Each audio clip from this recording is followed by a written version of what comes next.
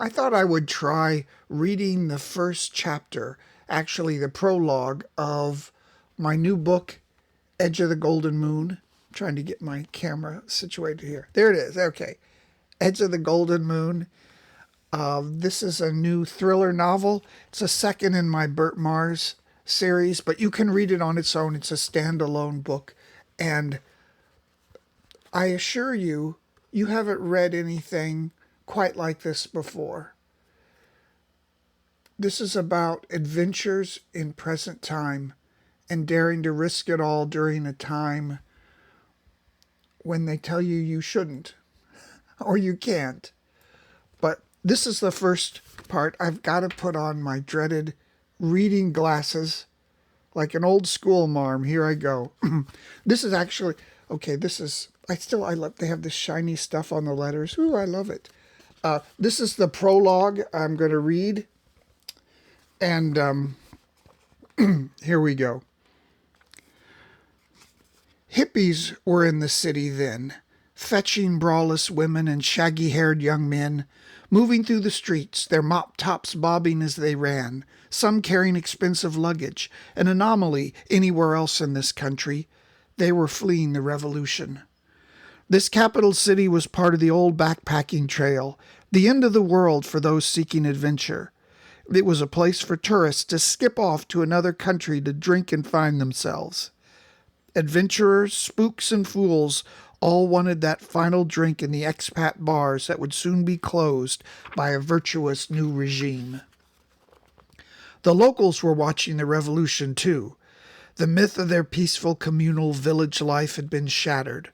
Old ways were abandoned as the culture became caught in the grip of far-off ideologies. Among the locals were those few who had studied overseas in cold, lonely countries and came back to live in mansions here, whiling away the slow, hot days in this landlocked nation. They were the elite of this tiny Asian land, only steps ahead of the winds of change sweeping away their way of life.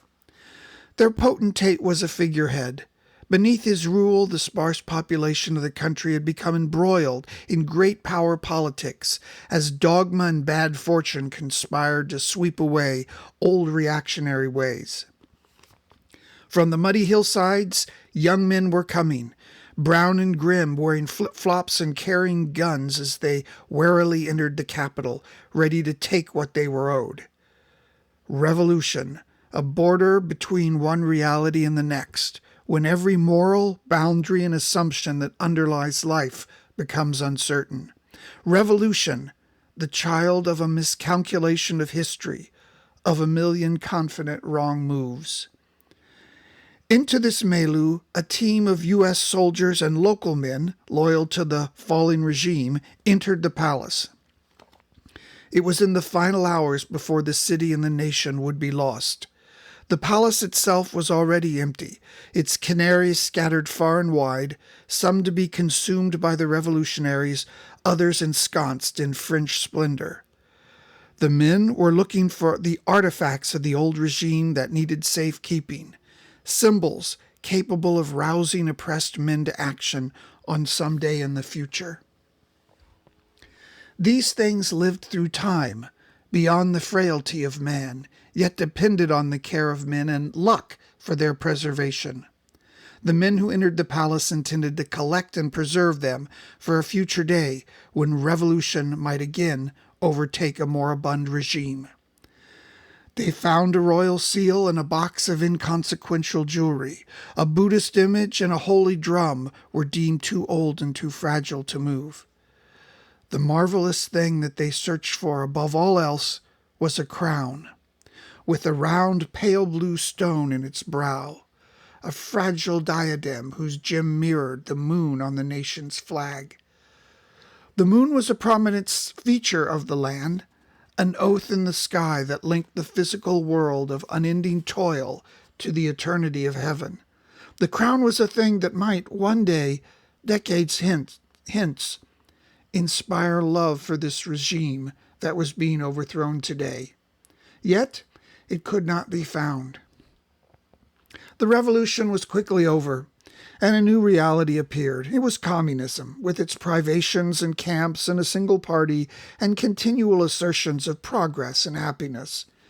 Those who did not flee and who embodied the old ways eventually perished in the jungles. And then in history itself, their immortal lineages shown to be fallible and weak, subsumed by the rabble that they'd presumed to raise themselves above. As the nation itself was inconsequential and landlocked, neither threatening its neighbors nor wishing their overthrow, these events were quickly forgotten, thus returning the land to its sleepy state before the revolution. You may wonder how I know about this. This was the beginning of my own story that takes place decades after these events. I know things. Some things I do not want to know, and some things I should not let on that I know. But I knew none of that yet. I was busy drinking in Bangkok and fooling myself into thinking I was on top of the world, and I wanted my money back. So that's the beginning.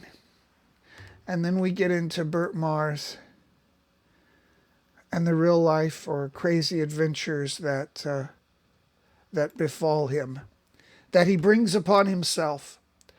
I hope you'd want to look into buying this book. Like I say, there is nothing like it that you will read.